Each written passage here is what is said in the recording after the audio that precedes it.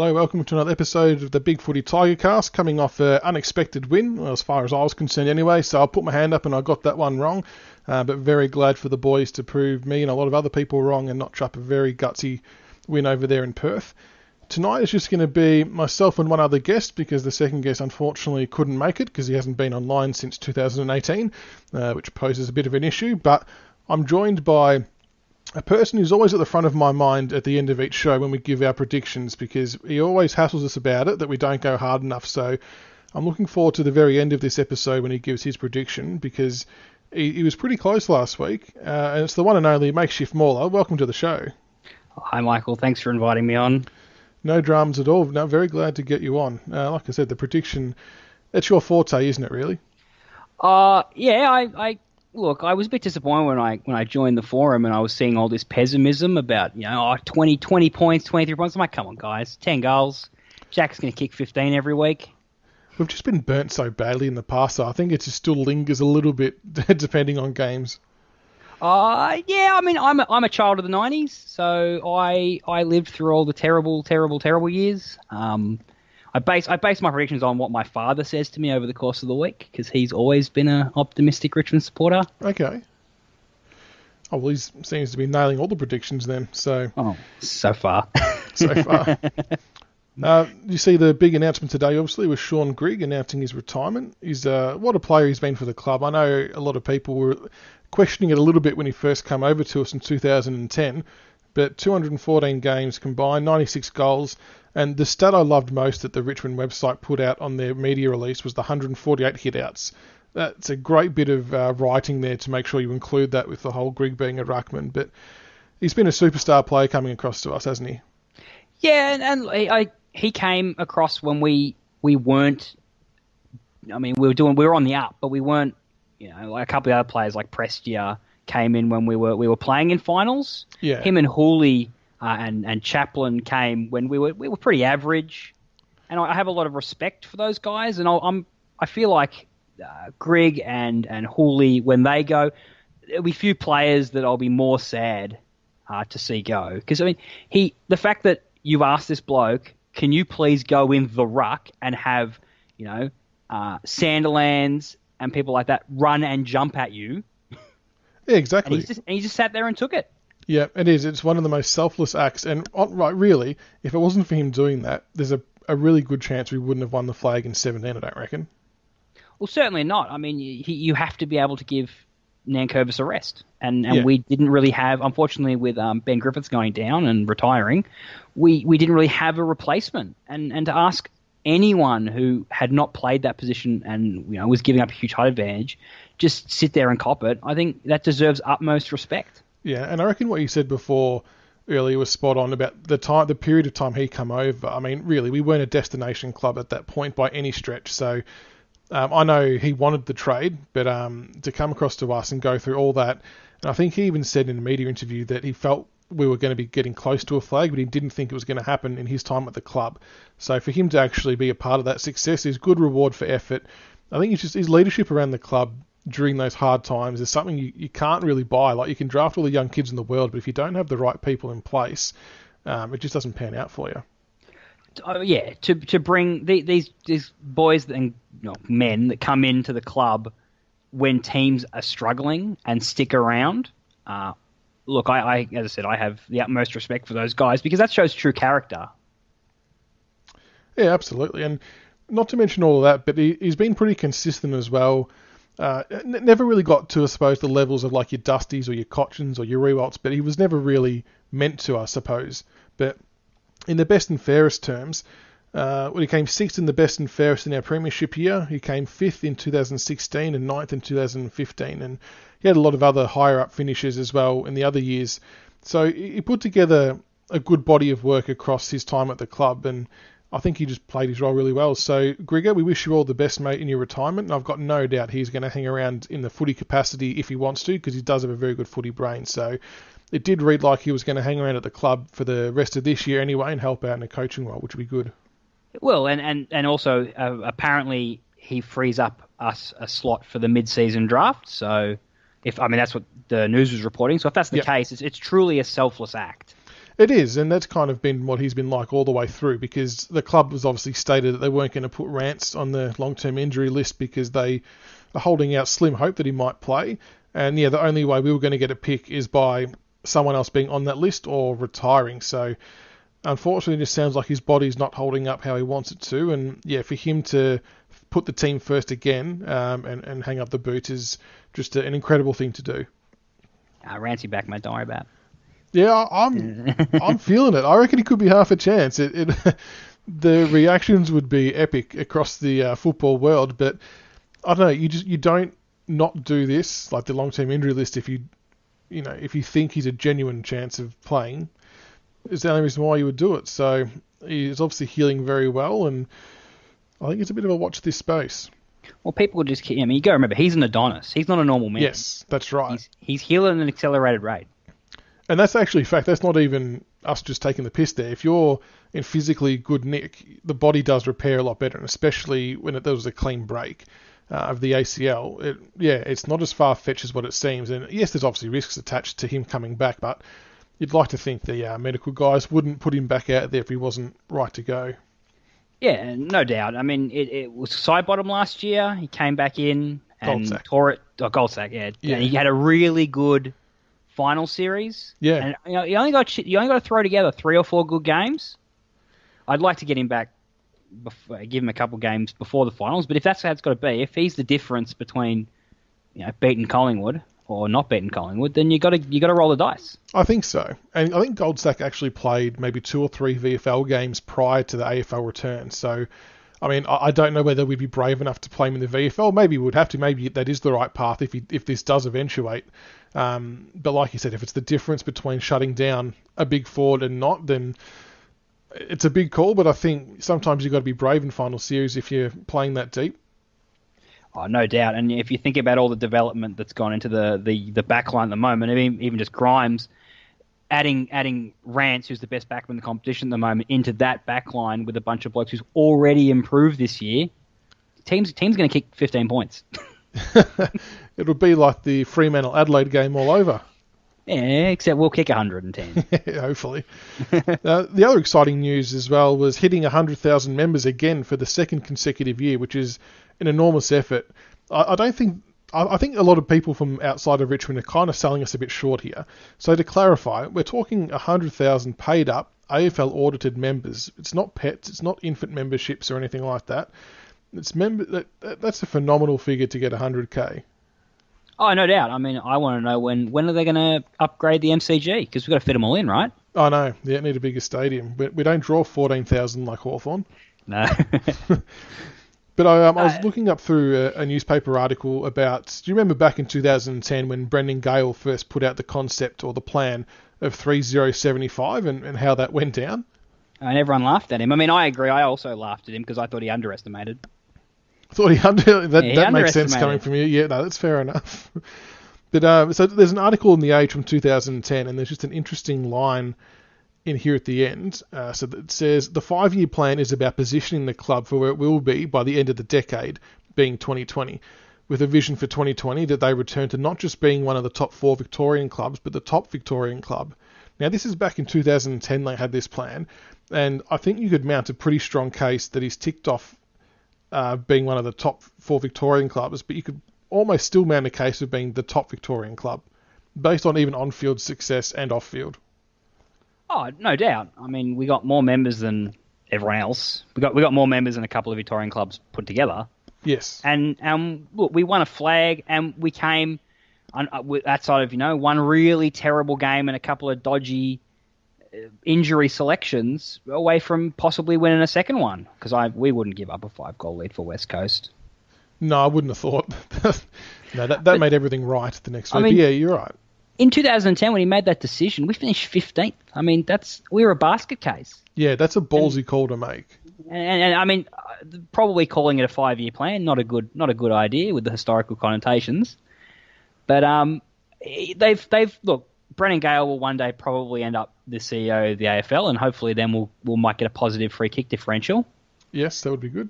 And look, he's done an amazing job. You keep on hearing people talk about how good of a job Eddie Maguire does at Collingwood, because that's the reason why Collingwood fans put up with him. But surely Brendan Gale's done heaps better. I mean, we were a basket case. No one wanted to come. We were winning 2 or 3 games. No, we won 6 in 2010, but and we were losing to Carlton every round 1 every year. Yeah, the turnaround's extraordinary. I mean, by far and away, Brendan Gale and Pete O'Neill have been our best recruits for quite some time. Oh, no doubt. The fact that how they handled that whole focus on footy debacle, where everyone was wondering what the future was going to hold for the football club, and they stuck through, and then the next year they're laughing at everybody. Yeah, it's an incredible turnaround. It was an interesting time with that focus on footy group, especially when you think that there would have been a lot of people probably in support of that off the back of a really bad 2016, and even the most positive supporters might have flirted the idea of maybe trying to overhaul Dimmer and the assistant coaches, but the club, Peggy and Brendan obviously knew best, and they're ultimately proven right. Oh yeah, no doubt. I mean, I must say that I was a little in that camp. I remember losing to we lost one of the games 2016, and I walked out and I was like, you know what, we need to get Mick Malthouse, because I like Mick, but look, and luckily I'm not in charge of deciding who gets to coach Richmond, because Richo would probably be coaching Richmond. Well, if you wanted to. Yeah. Gee, that'd be interesting. He'd be captain coach. We'll put him back out there. Yeah, put him back. Well, we might need him now. Yeah, we'll put him in for the pre-season draft. I'm wondering if we're going to bust out Big Ivan this week. Yeah, we might have to put out a few calls to the older blokes. But yeah, we're just wiltering away. But the game against Freo, did you watch that one? Big win, 25 points. I did. I watched it on my tiny phone screen. Oh no. Nah, look, it was all right. Look. It was amazing. Like, what I can't speak highly enough of the character of that team. To go over there with, you always hear about it, Richmond can't win if their big 4 don't fire. Well, 3 of them aren't playing because they're injured, and one of them's having a pretty down year, we'll all admit. And then you just get blokes like Camden McIntosh. I don't think I've ever seen a man throw more of his opponents out of marking contests. How good was that one on the half-forward flank? I'm lucky we're not sponsored by like an anti-bullying campaign, because he bullied those guys. He bullied them. He did. He just took that quick half a second look and gone, yep, you're like half my size. I'm just going to put you over here for a little bit while I take this mark. And they're the kind of guy, and I just hope that he's sometimes he's a bit of a whipping boy, not as much as people like Ellis, who also had a really good game. But I just hope that these are the kind of wins where they know that you don't. It's not just about Rewalt and Rance and Cochin and Martin. They also can have a big say in this season and whether or not we make the finals. Well, I reckon Camden's in career best form. I mean, he's been one of our most consistent players on a weekly basis, and people are quick to pick up if he does a bit of a missed kick or whatever. But you know what? No one really goes at 100%, except for Sydney Stack that couple of times. But you're going to make mistakes, but it's the other things he does without the ball, his chasing, his tackling, his physical presence in the air. He's having a stellar year, and you're right. You don't want to have to rely on those big 4, but just the younger guys coming through and their enthusiasm, I think, plays a big part with the absence of these big players. Oh, no doubt. I mean, I'm pretty sure we all love young Sydney. I'm a big fan of Noah Bolter and Shai Bolton. That I'm hoping that game that Shai Bolton played on the weekend is the start of him getting first up goes at getting games rather than having to wait for people to be injured, because he's got talent to burn. Well, he does. I mean, 16 disposals, 2 marks, 7 tackles, 9 score involvements, and 4 goals. It's a big game by anyone's standard. I think Dermot must have said, I think it was Dermot Brereton on the commentary, that at whatever stage it was the best 14 possession game he'd seen for a long, long time, because he was just so damaging every time he went near the ball. And it wasn't good enough to get a Rising Star nomination, but no, it definitely wasn't. But just poise, and that's something that sometimes we've missed. I mean, we have a horrible habit sometimes of having our foot on our opponent's throats and just not kicking straight, not kicking goals. Yeah. He just knows where the goals are. Yeah, I mean, that one where he sold the candy inside the 50 sort of shows the awareness he's got in the situation he's in. So I think for me, after seeing him in a couple of VFL games, he is really translating his VFL form to AFL level, which is such a good thing to see, because I think a lot of us thought that he had the talent, but I think a lot of us also thought, was he going to be able to apply it? Was he going to be able to make it in the higher grade? And I think he's now answered that question. Yeah, I think so. We need to sign him. He's got so much talent, and you can't afford to let players like that go back to Western Australia, because it could bite us. Like, it's the Ralph Carr factor, though. I did like the old put my contract negotiations on hold when I'm not getting a game. Yeah, that was a bold strategy. Yeah, it was an interesting bit. He must be in a similar boat to Dusty in the sense that he backed himself to have a big year to warrant having that conversation about a pay rise. And if he keeps playing like he did on the weekend, I think fair play to him and well done. I'm never going to begrudge a bloke for getting what he deserves, trying absolutely to get what he deserves. And if you're gonna walk the walk and say you want a pay rise, you got to show it. Yep, absolutely. So. No, Bolton had a good one. The other player who had a good game, who's probably one of our whipping boys as well, is Connor Menadue. I thought probably his career best game, undoubtedly. 23 disposals, 7 contested possessions, but it was his ability to keep breaking the lines all game, and he was hitting up his targets and really creating a lot of forward attacks from the back half. Hopefully he can keep doing that, because I liked what I saw of young Connor. I love the Jew. He's great. Was it him that did the defensive tackle? Well, stopped a surefire goal, and yeah. Look, that's just gut running and heart, and that's what you need. I mean, sure, not everyone can be as skillful as the top 10 or so players, but everyone can try. You can run after a bloke and try to catch him and tackle him. Yeah, and that saves goals, and that stuff lifts entire teams. I mean, we had that in the final against Geelong, where Brandon Ellis knocked over Dangerfield. Yeah, and it just lifted the whole team. It's genuine momentum shifters, isn't it? Moments like that. I mean, you could see the build-up of play unfolding, and I thought for all money that was going to be a Freo goal, but he just read it beautifully and just mowed him down. It changes games and it inspires everyone. It does, and he is fast. Yes, it's his biggest strength. And that's what we need. We need to run and carry the ball so that we can make sure that Tom Lynch isn't getting two or three men on him when he's trying to take marks. Yeah, spot on. Speaking of Lynch, I thought he played a good game as well on the back of some unnecessary criticism from Matty Lloyd during the week, which I'm sure you'll get to later. But he was clunking those grabs, and I actually liked him leading up and playing up the ground a bit more, because it didn't really take away from our ability to score, because we had Smalls running back into space. But I don't know if you noticed, when he was in a marking contest and he probably felt he wasn't going to mark it because there was a bit of pressure, he was actually deliberately hitting it backwards over his head into empty space for our forwards just to stream onto it. Actually, it's another smart bit of play. Yeah, and that's something that Rewalt would do. Yeah. And look, it's taken him a couple of weeks. I mean, at the end of the day, he had 2 pretty easy set shots at goal that he missed. Yeah, he should have slotted those. If he slots those 2, he's kicked 4 goals. I mean, we're talking about, that's probably his. The Port Adelaide game was probably his best game, but that would be his second best game for the season. Yeah. I feel like he deserved those last 2 goals as well, just with how hard he worked. And at the point in time in the game, it probably would have opened the floodgates too, because we were on the verge of really running away with it. But he just missed a couple of sitters, but I'm sure he'll get that fixed. Hopefully, I'm a big Tom Lynch fan. I thought that when we got him, I was doing cartwheels down the street. Oh, absolutely. And thank God we got him, because I don't think we'd be in anywhere near the form that we're in if we were having to rely on.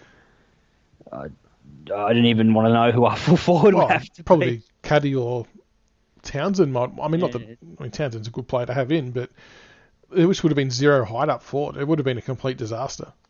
And we wouldn't, and we have a horrible habit of bombing it in at the best of times. Yeah. Yep. Speaking of height, though, how good was it to have another tall defender in young Garthwaite? I thought he was pretty good. Just slotted in nicely, took 8 marks, showed composure. I think we need to keep him in for as long as Rance isn't in, if that makes sense. And I didn't feel like we lost anything by playing him and Asprey in the same team. No, and especially a team like Fremantle that has a couple of tall forwards. I thought he played really well on Hogan. Yeah. Kept him fairly quiet. And look, sometimes we get punished by teams that have tall forwards. I mean, we make Mason Cox look like Wayne Carey every time we play against Collingwood. And I just, you got to play tall defenders. You can't be depending on blokes who are giving up 10, 15 centimetres to be able to contest in marking contests, because they're just not going to do it. Yeah. So I hope we keep him. I think we will. He didn't have a bad game, and I'm always a fan of not dropping people who don't have bad games. Yeah, especially off the back of that win, it'd be pretty hard pressed for anyone to be dropped for a form reason. I mean, they're all massive. But speaking of the changes, we won't talk about who's going to come in, but the obvious injuries for Nankervis and Ross. I know the board. A lot of football people have always said that if Nankervis goes down, we're stuffed. And for a long time, I thought they were probably going to be right, but I thought Bolter showed some great signs in Nank's absence. But 6 to 8 weeks, Jesus, someone's walked under a ladder and broken a mirror all at the same time. No, I'm pretty sure I've figured out that by about round 17 we won't have many more injuries because everyone will be injured. Yeah, well, I put on Twitter that the club's actually going to start running a ballot, and everyone can enter their name to actually get a game on a weekly basis. That's how well we're going. I do strut my stuff down on Bridge Road every day, trying to hoping that they see me, but it hasn't eventuated yet. No, it's been shocking. But I'm quietly convinced. I posted this on the board that it's all part of Dimmer's plan. He's going to out Collingwood. We're going to have a more injury ravaged season than Collingwood and win the flag. Is this just to show them how it's done? Just to show them how it's done. You read our book, you tried to copy us, you failed, so we're going to copy you better and still win it. Still, it's got to be it, right? Surely, there's Could no you way. imagine? Oh, I can always imagine. It's so bad. And it's not even like they're just 1 to 2 weeks. He's out for 6 to 8 weeks. That's a long time to be out with a ruck. Cochrane's still 3 to 4 weeks away, and he was 3 to 4 weeks away 2 weeks ago. Yeah, he's spending too much time doing laps, I guess.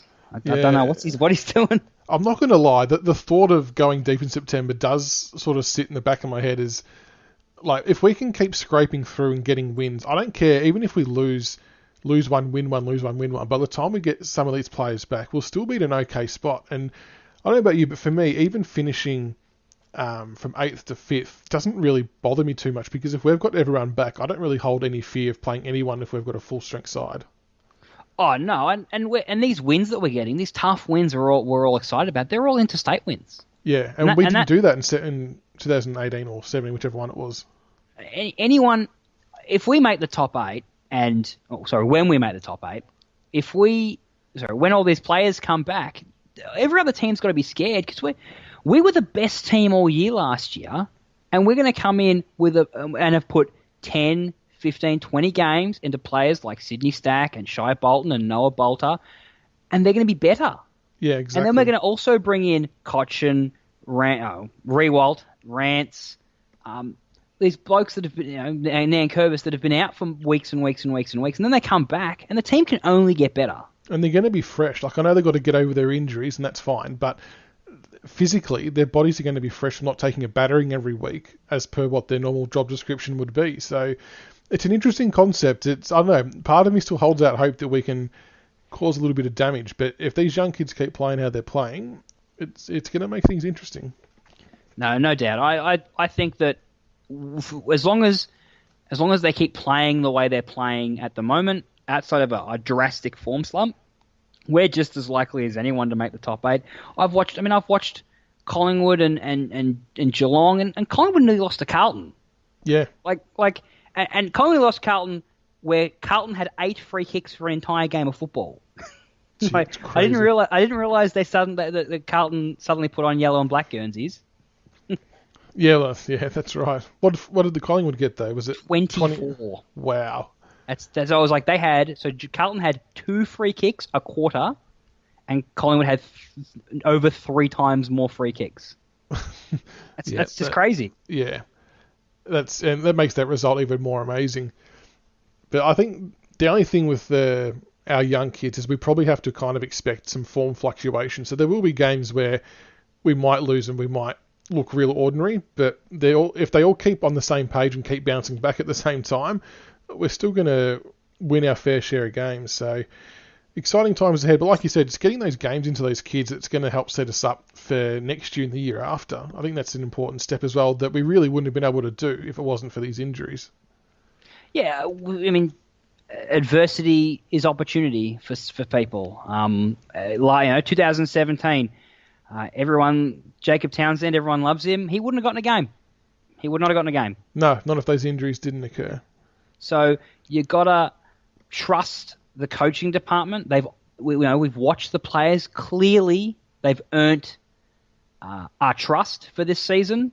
The Bulldogs game, that was just an aberration, clearly, because they came out and that fast, attacking, hunting Richmond style was on display again, whereas the previous week it wasn't. So you're right. Sometimes we're just going to have bad games.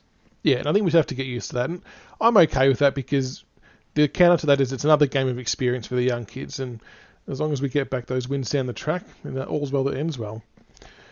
3 things you learnt from round 8. There's obviously a bit that went on. I'm sure you've got some crackers lined up. Well, I'll start with one that you alluded to before. I learnt this week that Matthew Lloyd should probably keep his mouth shut before critiquing people on their form, because he said that Tom Lynch was a liability. We'd wasted all this money, and then Tom Lynch comes out and kicks 2, probably should kick 4, and set up a whole bunch. It was probably, in our best 5 or 6 players on the ground. Although if that's the kind of response players are going to get, I'm happy for him to tee off at any of our players on a weekly basis if we're going to get that output. It's true.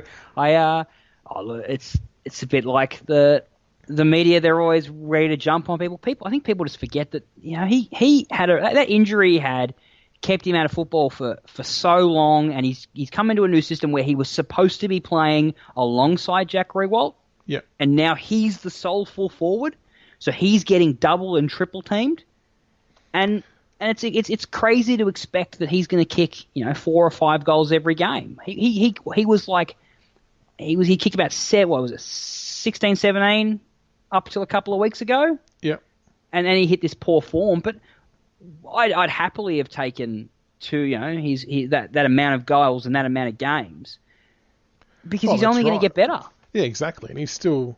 Was he still second in the Coleman, or he might have dropped to third? I'm not sure, but he's still right up there, so he's doing his job.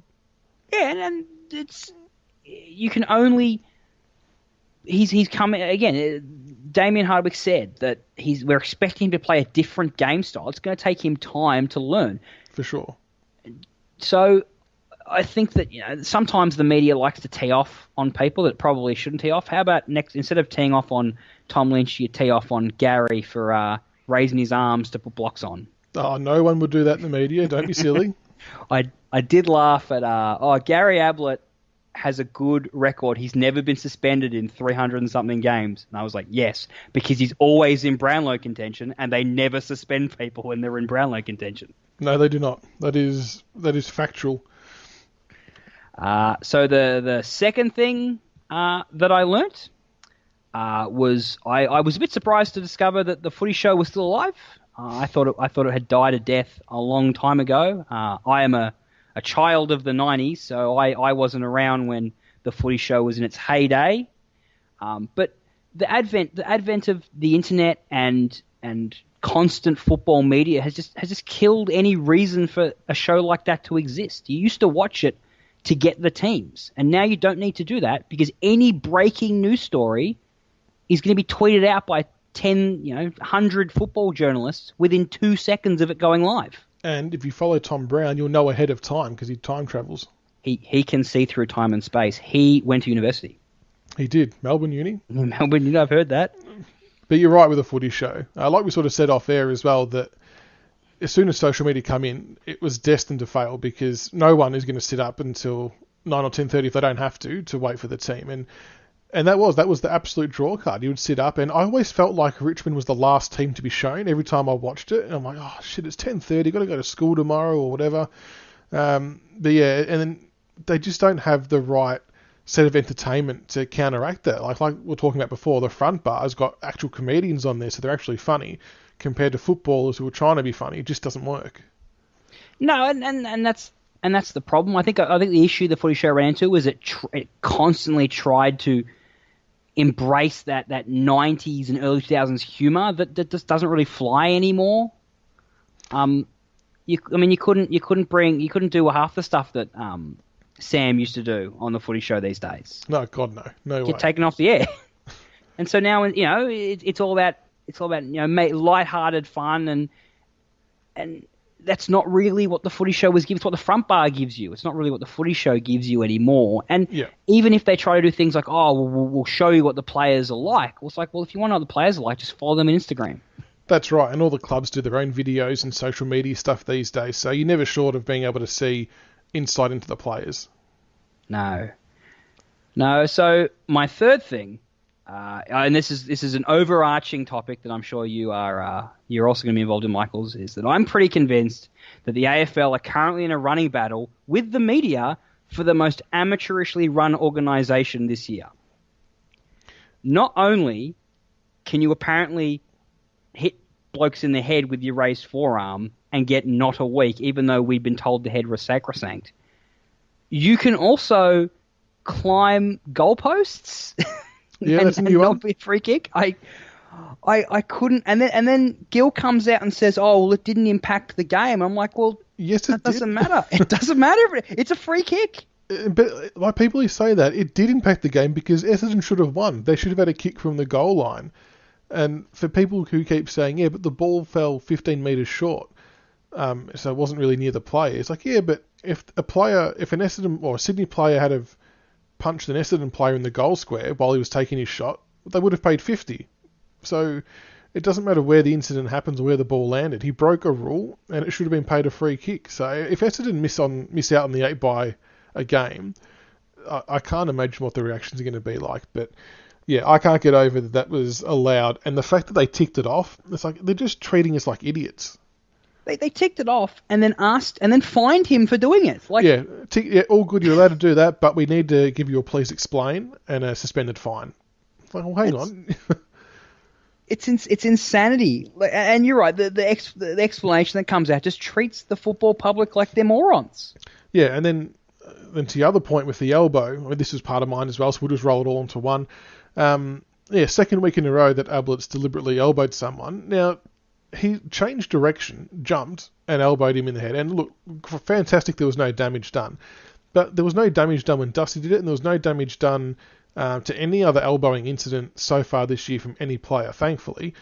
But now, all of a sudden, we are allowed to elbow people in the head because it didn't cause any damage, so it was fine. Whereas, 5 or 6 weeks ago, it was a bad look for the game and it had potential to cause serious harm. And they wonder why people are getting fed up with the system.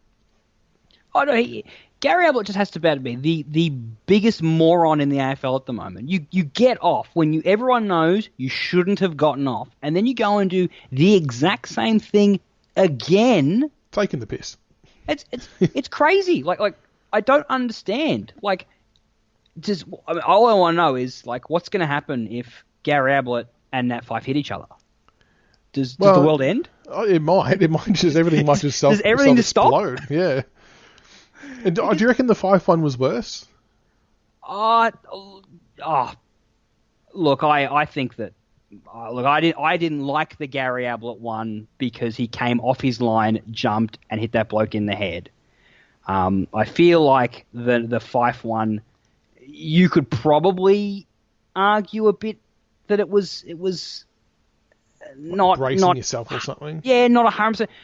But Gary Ablett went off his line to run into him. Yeah, that's what gets me. They claimed that he was trying to block his run. It's like, well, okay, that's great. You can block someone's run, but you don't have to elbow him in the face. When you would brace to protect your chest, you don't brace to protect above your shoulders. Yeah, that's right. And if you're going to brace, don't jump. Yeah, exactly. It's pretty simple. But then on the flip side of the coin, we've got, is it Durden? I think it was, for North Melbourne. Cops a week for an accidental head clash in an incident he probably couldn't have avoided. And even Geelong supporters have said that's bullshit that he got a week because there was nothing else he could have really done. So now the message is accidental head clash. You get a week, even though you're doing an act within the game of football. Do an act outside of the rules of football. Play on. Don't worry about it. And look, I would much rather, if you're looking at the optics of the game, a head clash is much. I mean, they're both horrible, but a head clash is an accident. Yeah. Hitting someone in the head with your elbow. I didn't play a whole lot of football as a child because I played a lot of centre-half bench. I don't think I ever saw someone accidentally hit someone in the head with their elbow or fist. Or No, that's arm. right. And it comes down to intent. They need to stop basing suspensions on outcomes and start doing it based on intent. Because, an accidental head clash for illegal tackle or whatever it might be doesn't deserve suspension. Look, it sucks that someone was knocked out, yes, but unfortunately it's a contact sport and shit happens. But yeah, and there was a couple of other ones. Like I was shocked that Frawley got off for pushing Cameron to the fence. Yeah, how dangerous is that? I'm like, if he hits that fence and does his knee, he's out for the season. Not to mention potentially getting cut by a heap of LEDs. And he got a fine. It's not hard. Like, you don't have to have grey areas and rules. If you hit someone in the head with your arm or your elbow, it's a week. If you push someone into the fence, it's a week. Like, surely you, as the governing body, and you've got all these junior leagues under you, surely that is something of high priority that you want to stamp out of the game. Like, you look at all the local footballers, you don't want kids pushing other kids into fences and barriers because someone from the AFL got away with it. It's just crazy. I know you don't want anyone falling over near barriers and fences. I mean, you've all seen those horrible reports out of stuff that happens in the city where a bloke, gets hit, knocked down, and hits his head on the gutter and dies. Like, those fences are pretty hard. Absolutely. It's crazy that they didn't jump on that. But spin the wheel and see what turns up for the MRO. No. So I've taken a couple of your ones, unfortunately. That's okay. So That's all right. Do you have any more? I've got one more, and I think it's probably a bit Richmond biased, but I don't care. It's a Richmond podcast. I'll do what I want. Richmond players must be disqualified for both the NAB Rising Star nominations and the Goal of the Week nominations. How Stack hasn't got a nomination yet is mind-blowing. And then Shai Bolton was in the coaches' votes in the AFL Team of the Week, I think you mentioned to me. Kicks 4 goals, turned the game on its head, and doesn't get a nomination. I know the Geelong player who got it has had a good season, so consistency, fair enough, but geez, I don't know if he was the best player for the round, though. And then the Goal of the Week, they give it to Gary Ablett. Now, I'm sure this was them saying, oh, look, we won't suspend you. Sorry that we brought your name up again. We'll give you Goal of the Week just to, smooth it over. Surely. I mean, that was regulation. There was a bit of skill involved. Okay, he dribbled it on the ground, but in this day and age, that goal that he kicked, the degree of difficulty wasn't as high as what like Castagna did or Shai Bolton with his selling a bit of candy. So, yeah, I just learnt that we seem to be non-existent when it comes to those discussions. No, I think they're still getting us back for Dusty winning everything in 2017. They've decided we've won too much. No, it's crazy that you can give the Rising Star Award a nomination for a week when a person who was also eligible was arguably best on ground in their game and also was declared by the AFL themselves to be the best in his position for that week. Yeah. Yeah, it blows your mind that they can come to two different conclusions. And as for the goal, look, it was Gary Ablett's birthday this week, wasn't it? Geelong probably gave it a bit of a please share this around and everyone get your dogs to vote so that Gary can win this award for us. Like I said, it was a good goal, but it wasn't really close to some of the other ones we saw. But well, hopefully we'll jag one back later on in the year. No, it doesn't matter if you get nominated for goal of the week. It just matters if you win goal of the year. True. We've still got a couple more weeks for that. Yeah, and I'm sure one of the boys will pull something out. Yeah, Jack Higgins special. He's got to start doing a bit more, I think. Yeah, it'd be nice to see him get a few more goals. But big game coming up this week against the Hawks. This is the Michaels household clash, with my wife being Hawthorn and me also being Richmond. So yeah, I might be sleeping on the couch on Sunday night, but that's okay. It'll be well worth it. Big game though. I mean, the Hawks, I don't know if you saw their scoreline against the Giants, but to keep the Giants to 38 points and win by 33 points is a pretty extraordinary effort. No, it's a very good effort. I do temper it though with the Giants tend to play the MCG terribly, and that the previous 2 weeks for this, Hawthorn had covered themselves in glory by beating Carlton by 5 points and losing to Melbourne by 5 points.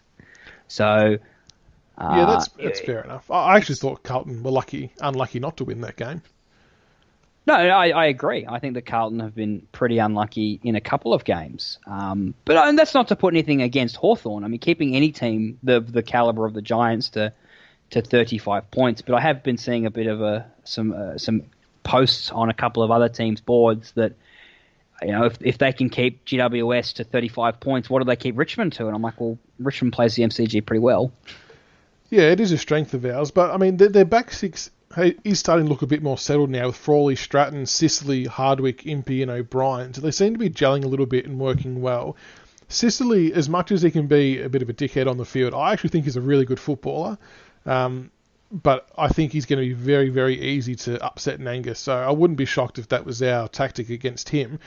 But my overall arching plan for the Hawthorn back six would be let James Frawley have the ball at absolutely all costs. Don't worry about putting anyone on him because we'll probably get it back the next possession. He does have a horrible habit of butchering it. And the Hawthorn supporters know it. Like, I've gone to quite a few Hawthorn matches. Every time he gets the ball, there's just just goes around the whole base. So that should be the game plan. That sounds very simple, but that's their weakness right there. I mean, and Jarman Impey, we've got to try and quell his influence as well. His run off the half-back line's pretty sharp, but we've got the small forwards who can keep up with him, I think.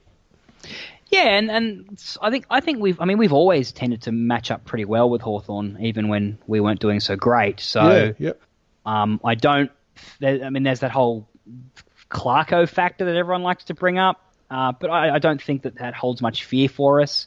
But I think that our small forwards, it's going to come down to if we can take our opportunities when they present themselves and lower our eyes and kick the ball to our players and not to giant 3-on-1 packs, then we give ourselves every opportunity to win. Yeah, agree. And we have an awfully bad habit of kicking to a contest where the tallest player on the ground that isn't ours. And McAvoy is a gun ruckman in his own right, and Segler can take a mark.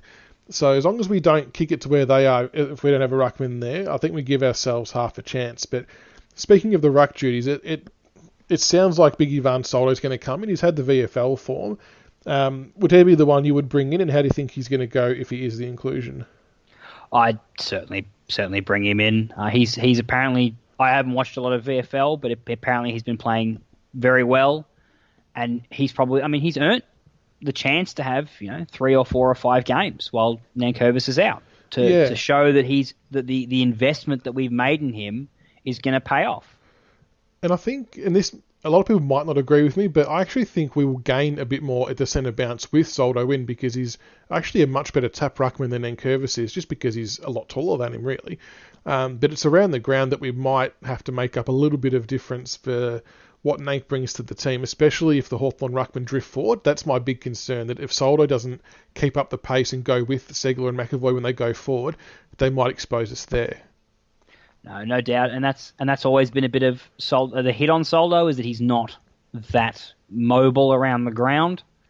So it's going to mean that players like Bolter are going to have to stand up and take an opportunity that's been given to them and show that they're progressing. And I understand that's a pretty big ask for a bloke who's not in his 7th or 8th game, but they're just going to have to do it. And so far everything we've asked them to do, they've done. That's right. There's proof in the pudding, and they're all buying in. But Soldo is also very aggressive, so we're not going to lose the physicality like what Nank has. So I think that's a good thing because he has no issues in trying to run through people and tackle blokes to the ground, and I think that's a big part of why our midfield unit does as well as it does with how Nankervis goes about it. So hopefully Big Soldo can throw his weight around a little bit. No, I just want to see him crunch Sicily. That's all I want. Who do you reckon goes to Sicily? Do you reckon someone like Baker or... I don't know if he's got... You need someone who's got a bit of mongrel and who's happy to annoy him. Yeah, well, you'd probably... last year you would have said Higgins because he's got a bit of mongrel about him. Yeah. but he spent a bit of time in the midfield. So I don't know. I kind of would like Bolton to go to him simply because I would love to see Bolton burst off from him and show him his tracks. Yeah, true. He'd keep him accountable, wouldn't he? You know, show him a bit of candy, and he's the kind of bloke that gets frustrated, Sicily. So I feel like if he's getting beaten by his opponent, he'll do stupid things. Yeah, 100%. You're almost guaranteed to get 2 or 3 free kicks from him that you really shouldn't get just because it's a dumb act if you get under his skin. And yeah, say if Bolton's on him and kicks a couple of goals, surely that's when everyone else in the team really gets into him. Yeah, I mean, I don't know if I'd be saying we're going to definitely get 2 free kicks. You have to remember we are Richmond. But no, but anyone could really do it down there. That's the thing I'm really liking about that forward line structure at the moment is that they're all dangerous. You know, Castagna kicked a couple. Bolton kicked his 4. I'm not expecting he to kick 4 every week, but if he can kick 1 or 2, then they're all dangerous, and any of them can bob up and kick those 3 or 4. So I don't know if we're going to have a specific pairing for any of their defenders. Yeah, I think that's a good call. Just because if someone's on fire, they're going to move their better defenders too. Yeah, that's right. And what about who's coming in for Jack Ross, who unfortunately is listed as indefinite at the moment with the syndesmosis foot injury, which might require surgery, which is just shattering news for young Jack Ross with how he's been going. But if Nick Floston's available, I would think he might come back in, but people have floated the idea of Collier Dawkins coming in as another inside midfielder, and then you've got Daniel Rioli who might be fit as well. Look, if Floston's fit, he comes back straight in. He walks back in, yeah. He walks back in. Daniel, I would like to give him as much time as possible to get his body right. He's taken a fair beating, hasn't he, really? He's had some big hits on him. He's apparently, after the Bulldogs game, I heard that it had been said that he effectively was just playing injured every week just because he had to. So I'd like to give him some time to heal up. And it's not like we didn't really need him last week in the forward line. They still tackled, the defensive pressure was still there, we still kicked goals. So it probably is hopefully just Floston and Soldo. Yeah, you could give CD a go. I just don't know. As I said, I haven't watched that much VFL. Apparently, he's been doing pretty good. As is Patrick Naish. Yes, he's the other one. Very well too. So, look, all I can say on the selection is that whoever they pick, if they buy into the role that we've assigned to them, then we give ourselves every opportunity to win. Yeah, and I'm glad you mentioned Pat Naish. I think he kicked 4 goals in the VFL, and he's had a pretty good month of football. And I think he's just a little bit unlucky that the team last week played so well that you couldn't justify dropping anyone outside of the forced changes. No, he had 29 disposals too, apparently. Yeah, very good game. I'm sure he's going to see some AFL game time sooner rather than later. It's just a matter of when, I think. Dusty Martin, I liked his game last week. Not so much for the offensive things he did. They were great, don't get me wrong. It was his tackling that I liked. I posted somewhere that, for me, Dusty is the barometer of our team. If the young kids see him doing the hard yards defensively, making those tackles, chasing blokes down, everyone lifts and rises with him. When he doesn't do those things, I feel like everyone gets lazy. Oh, no doubt. And it appeared he'd been pretty lazy for the last couple of weeks. Oh, he was ferociously attacking that ball, and he's had moments where he's shown glimpses of that 2017 form. So I'm hoping that that's just a sign that eventually he'll get back to it. It's not been easy because, of course, Trent Cotchin's been injured and they're kind of like partners in crime. Yeah. But look, if he attacks the ball like he did on the weekend this week and for the rest of the season, then that form will come back. Agree. It's just doing those back to basic things, isn't it? I know it's very cliche, but it's what he's doing and it's what's working and it's starting to play himself into form. Yeah, I also feel sometimes is that he used at the start of the season he was getting himself in trouble trying to do too much, like trying to bust 3 or 4 tackles because he knew that Trent Cotchin wasn't there. He knew that Alex Rance wasn't there, so he had to do all these things. And I think he's trusting the players around him a bit more, and he's happy to rather than bust 2 tackles, then try to bust the third one, he's busting 2 and then handballing it off. Yeah, I think it's a good call. It's a big change in his game, and I was pretty critical of him for doing what he was doing early on, because he was getting pinged holding the ball all the time and really stopping a flow of play, whereas now he's giving that quick fire release handball to someone in space. And I think you're spot on. It's a trust thing, so it's really changed the way we attack now, which is good. Yeah, no doubt. All right, we've come to the part of the show that I'm really looking forward to hearing your answer on. Your tip for the game, including margin. This is your area of expertise. You comment on every podcast thread, so this is your time to shine. Sure. So my well thought out, well documented prediction will be that Richmond are going to win by 48 points. 48 points. 48 points. And that Tom Lynch is going to kick 5 goals, and the only reason that we won't win by more is because George is going to kick no goals 12. No goals 12. Well, this all is from set shots. All on record. If this all eventuates, I'll find some kind of a badge to apply to your account on BigFooty. That would be an extraordinary tip. Although apparently Dimmer did turn Nathan Broad into a ruckman, so I'm thinking he might have him a go up forward, and he might kick 2 or 3 too. He turned him into a full forward in the same game. He jagged a goal. It was a good set shot, actually. It's not the worst move. Just put the smoky on him for the Brownlow. Yeah, get on him real early. Yeah, real early. I think we'll win by maybe 22, 23 points, to be honest, because of how the household here works. I just want the 4 points. I'm not too fussed about the margin this week. So, but yeah, any win will be a good win. But I think they'll bring the heat, and it's going to be interesting to see if they bring Roughhead back in after 5 goals in the VFL. I don't think they will. I think that was a statement that they're past him now. It's not Clarkson's way to make statements about. Yeah, when he went there first, he gutted that list. He wasn't very merciful, so I don't think they'll bring him back unless they have to.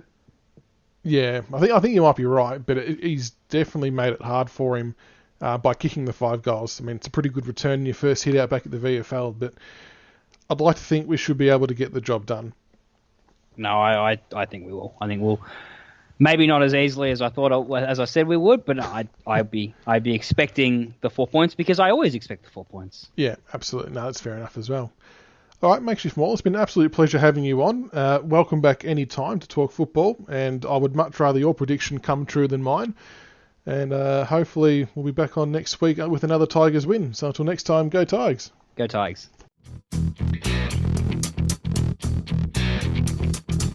Thank you for listening to another episode of the Richmond BigFooty Tigercast. Be sure to subscribe to the podcast on iTunes and YouTube so you can follow all the roast and toast, the reviews and previews, and all topics Richmond. Also keep an ear out for our special episodes of interviews with past players. Go Tigers.